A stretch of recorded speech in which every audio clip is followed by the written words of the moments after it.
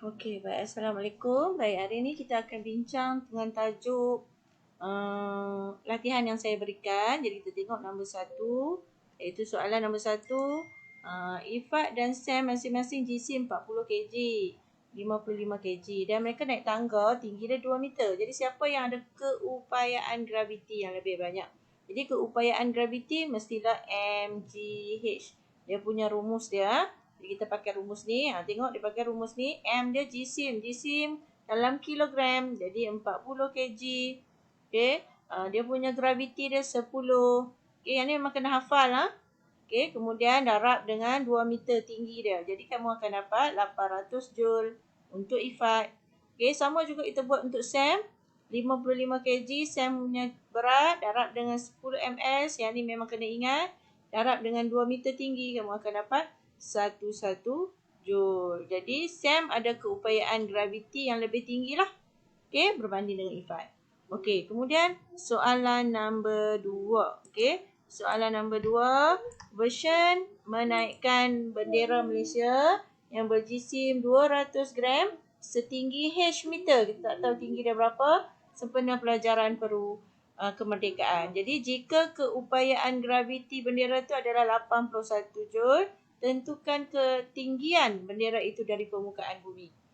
Jadi kita masukkan rumus mgh. Okay, tenaga keupayaan graviti kita dah tahu 8.1 Joule sama dengan 0.2 kilogram. Okey, kita tukar kepada kilogram dulu. Okey, 200 gram nak tukar kepada kilogram, kita kena 200 ni kena bahagi dengan 1000. Okey, jadi dapatlah 0.2 kilogram. Okey, jadi sini dia masukkan 0.2 darab dengan 10 ke graviti yang ni kena hafal, darab dengan H yang kita tak tahu. Jadi kita selesaikan dulu yang ni dulu. Okey, selesaikan yang ni. Jadi 8.1 sama dengan 2H. Okey, jadi H kita nak tinggal kat sini, 2 pergi sebelah sana, jadi dia bahagi. 8.1 bahagi dengan 2, jadi ini adalah jawapannya. Okey? Okey, jadi saya harap pelajar faham. Kita tengok yang seterusnya. Okey, untuk soalan nombor 3 dulu. Kita tengok soalan nombor 3. Okey, kirakan tenaga keupayaan graviti di bawah. Okey. Okey, di sini dia dah bagi ketinggiannya 75, bola tu berat dia 1.5. Jadi kita pakai rumus ini juga. M dalam unit kilo, 1.5 darab dengan 10 graviti yang ni kena hafal, darab dengan 75 cm. Kita tukar dulu kepada meter. Jadi tukar kepada meter dahulu. Jadi kamu akan dapat 75 cm kena bahagi dengan berapa? 100. Okey, barulah dapat 0.75 meter. Okey. 1 meter sama dengan 100 cm. Jadi kena bahagi. Okey. Jadi kamu dapat bahagi 1.5 kg darab dengan 10. Yang ni memang kena hafal, darab dengan 0.75. Jadi ini adalah jawapannya. Okey. Okey, yang seterusnya. Kita tengok yang seterusnya. Soalan nombor 4. Okey, soalan nombor 4. Dia bagi dekat sini. Okey, raja di bawah menunjukkan satu beban yang diangkat oleh satu takal. Okey, beban tu berapa? Beban tu 5 kilo. Okey, dan tingginya adalah 1.2 meter. Jadi kirakan tenaga keupayaan graviti, kita masukkan dia punya mgh yang tadi juga. Okey, dia punya rumus. Jadi M dia 5 kg. Okey, yang ni kena hafal 10 darab dengan 1.2. Yang ni senang. Dia dapat 60 Joule. Okey. Okey, boleh? Okey, yang seterusnya kita tengok. Yang seterusnya. Okey, yang ni agak susah sikit. Okey. Tapi tak apa, kita try buat. Okey, kita try buat. Okey. Seorang budak lelaki menjatuhkan sebiji guli 35 gram. Yang ni kena tukar dululah kan. 35 gram. Okey. Dari ketinggian 1.4 meter. Jadi hitung tenaga keupayaan graviti tadi. Jadi masuk juga simbol mgh. Tapi 35 gram kena tukar kepada kilogram. Macam mana nak tukar? Kena bahagi dengan 1000. Okey. Jadi bahagi dengan 1000. Sebab 1 kilogram sama dengan 1000 gram. Bahagi Jadi kita akan dapat 0.035 kilogram. Ini kita dapat yang ni. Darab dengan 10, darab dengan 1.4 meter. Jadi ini adalah jawapannya. Okey. Jadi G ni, graviti ni, iaitu G ya, simbol G yang ni memang kena hafal. Iaitu 10 ms-2. Memang 10. Okey, yang ni memang kena hafal. Okey, yang seterusnya soalan nombor 6. Okey, kita tengok soalan nombor 6. Okey, soalan nombor 6. Okey, seorang lelaki menjatuhkan sebiji bola keranjang seberat 2 kilogram dari atas sebuah bangunan. Diberi lelaki itu mempunyai ketinggian 1.52 meter. Dan bangunan tu mempunyai ketinggian 0.64 meter. Jadi hitungkan tenaga keupayaan graviti yang dimiliki oleh bola keranjang sekiranya lelaki itu menjatuhkan daripada ketinggian A. Jadi daripada ketinggian A ni berapa? Jadi kita kena tambah lah. Okey? Tambah lah. Sebab lelaki ni tinggi dia A ni maksudnya ketinggian lelaki tu 1.52 meter. Okey, bangunan ni tinggi dia yang B. B ni berapa? B ni 10.64. Jadi nak tahu A dengan B daripada atas ni ke sampai bawah. Sebab dia nak bahagian daripada ketinggian A. Dia nak jatuh. Okey, jadi kamu kena tambah. Okey, kita tengok yang bawah. Betul tak jawapan kita tadi? Okey, tengok dia tambah dulu kan. Jadi ketinggian tambah dulu. Okey, barulah kita kira MGH. Jadi M darab G darab H. M dia 2 kilo. Yang ni dia dah bagi. Okey, 2 kilo berat bola tadi 2 kilo. Darab dengan 10. Yang ni memang kena hafal. Okey. Kemudian darab dengan ketinggian yang kita dah tambah tadi 12.16. Kamu akan dapat dia punya tenaga keupayaan gravitinya adalah 243.2 Joule. Okey, yang ni lah. Okey. Baik, yang seterusnya untuk soalan yang seterusnya. Kita tengok. Okey, yang soalan yang seterusnya. Dia minta daripada ketinggian B. Okey, ketinggian B. Tak susahlah sebab ketinggian B memang ketinggian bangunan. Okey. Jadi kamu ambillah berat bola tadi 2 darab dengan 10 graviti yang kena hafal dan juga 10.64 tinggi bangunan tu. Jadi kamu akan dapat 212.8 Joule. Okey. Okey, baik. Yang bawah pula kita tengok yang bawah.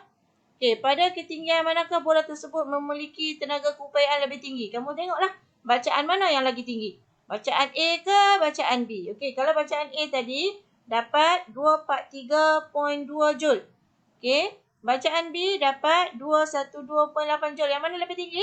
Ya, yang A lebih tinggi. Jadi, keupayaan yang lebih tinggi adalah ketinggian A lah. Okey, ketinggian A. Yang ni lah. Okey, tengok kita punya jawapan tadi. Yang mana lebih tinggi jawapannya. Okey, boleh? Okey, baik. Yang seterusnya, kita tengok. Yang ni kita dah buat. Okey, kita dah buat yang ni.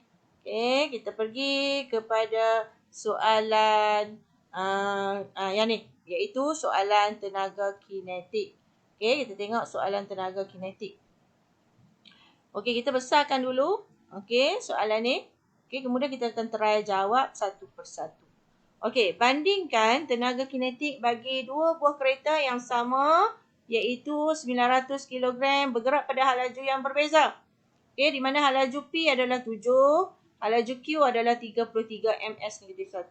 Jadi kita nak pakai formula mana? Ingat, formula tenaga kinetik ini adalah formulanya. Okey, iaitu setengah mv kuasa 2. Tak sama yang tadi adalah untuk formula tenaga keupayaan graviti. Yang ni untuk tenaga kinetik. Okey? TK. Kita bagi TK. Okey? Jadi setengah mv kuasa 2, setengah m tu mesti dalam unit kilogram. Okey? Setengah m dalam kilogram, betul dah 950 kilogram. Darab dengan 7 ms-1. Hal laju dia 7 ms-1. Okey, tapi S tu kena kuasa 2 kan. V ni kena kuasa 2. Ni hal laju ni kena kuasa 2 kan dia. Okey? Kemudian kamu selesaikan dulu yang kuasa 2 tadi. Kamu akan dapat jawapan 49. Okey? Jadi setengah darab 950 darab 49. Jadi kamu akan dapat ini jawapannya. Okey, tengok Q pula. Sama juga setengah mv kuasa 2 Okey, masukkan maklumat yang kita dapat tadi. Setengah, okey, berat dia 900 kilogram, betul dalam unit kilogram. Dan dia punya halaju adalah 33 ms-1. Dan dikuasa 2 kan. Jadi selesaikan yang dalam ni dulu. Jadi kamu akan dapat 1089. Barulah kamu selesaikan semuanya.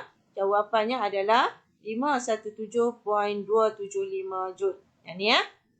Okey, baik. Yang seterusnya. Soalan nombor 2. Okey, kita tengok soalan nombor 2. Ini adalah soalan nombor 2. Okey, sebuah kereta berjisim 1000 kilogram bergerak dengan hal laju seragam 15 ms-1. Jadi hitung tenaga kinetik kereta tu. Kita kena hitung tenaga kinetik kereta tu yang menggunakan rumus setengah MV kuasa 2. Jadi kamu masukkan maklumat dia. Unit dia dah betul. Setengah 1000 kilogram darab dengan 15 dikuasa 2 kan. Jadi selesaikan yang ni dulu. Jadi dapat 225. Barulah kamu selesaikan semuanya sekali. Okey, dapat 112.500 Joule. Ini jawapannya. Ini jawapannya. Okey, ini jawapannya. Okey, baik. Kemudian kita tengok soalan nombor 3. Okey, soalan nombor 3. Okey, kita tengok jawapan lagi. Simon membaling bola 250 gram. 250 gram. Kemudian ke atas halaju 12 ms-1. Okey, halaju dia punya unit dah betul. Jisim ni tak betul unit dia. Dalam unit gram, 250 gram. Jadi tukar dulu kepada kilogram. Macam mana kita nak buat? Kena bahagi dengan 1000. Okey? Bahagi dengan 1000. 1 kilo sama dengan 1000 gram. Bahagi dulu. Barulah kamu akan dapat jawapan yang betul dia. Iaitu 0.25 kilogram. Jadi masukkan rumus tadi lah. Okey, dah betul dah semua unit dah semua betul.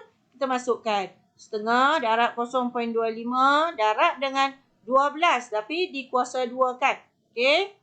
Sebab V dia mesti kuasa 2. Tengok ni V dia kuasa 2. Jadi kuasa 2 kan dulu. Jadi dapat 144. Barulah kamu selesaikan semua. Dapat jawapan 18 Joule. Okey. Okey, baik. Yang seterusnya. Kita tengok soalan nombor 4. Okey, soalan nombor 4. Okey. Yang ni makin senang lah kot ni. Harap-harap makin senang. Okey, soalan nombor 4. Sebuah troli berjisim 5 kilogram sedang bergerak dengan hal laju 2 ms-1. Okey, hitung tenaga troli tersebut, kinetik. Jadi masukkan rumus setengah MV kuasa 2. Unit semua betul, jadi kita teruskan masuk dan kamu akan dapat 10 Joule untuk soalan nombor 4. Okey, untuk soalan nombor 5 pun sama juga. Semua unit dalam unit yang betul. Tapi yang ni dia pelik sikit. Sebab apa? Kalau kamu tengok, dia nak, tengok sini, dia nak apa? Dia nak suruh kamu kira hal laju. Sebab dia dah bagi tenaga kinetik. Jadi kamu masukkan dulu rumus macam ni. Okey, tenaga kinetik sama dengan setengah MV kuasa 2. Buat macam ni dulu. Okey, supaya kita tak silap. Okey. Kemudian barulah kamu masukkan benda yang kamu tahu. Okey, 3,600 sama dengan 1/2 M dia 800 kilogram. Darab dengan V, kita tak tahu V kuasa 2 kan. Okey, kemudian kita buang semua unit. Tengok dia buang semua unit dan dia ringkaskan. Ringkaskan apa yang patut diringkaskan. 36,000 sama dengan 2 ni kita ringkaskan jadi, kecilkan 800 jadi 400. Okey, buang unit dia supaya tak pening. Darab V kuasa 2. Okey, jadi kita nak tinggal V saja. Sebelah sini kita nak tinggal yang ni saja. Okey, jadi yang ni kita kena ke sebelah. Bila darab ni, yang ni darab kan, nak ke sebelah, kena letak bahagi. Jadi 3600 bahagi dengan 400. Okey, yang ni dia OPV, tak apa, kok mana pun tak apa. Janji 400 dengan 3,600 tu mesti betul kedudukannya. Okey, ibarat 3600 bahagi dengan 400. Okey. Jadi yang ni dia pusing, tak apa, yang ni tak apa. Okey, jadi V sama dengan 3600 bahagi dengan 400 dapat 9. Okey, 9. Okey, V kuasa 2. Okey, V kuasa 2. Kalau nak dapat V saja, okey, ni macam mana ni? Sama dengan 9. Oleh sebab tu nak dapat V saja kena buat punca kuasa. Kuasakan dua-dua belah.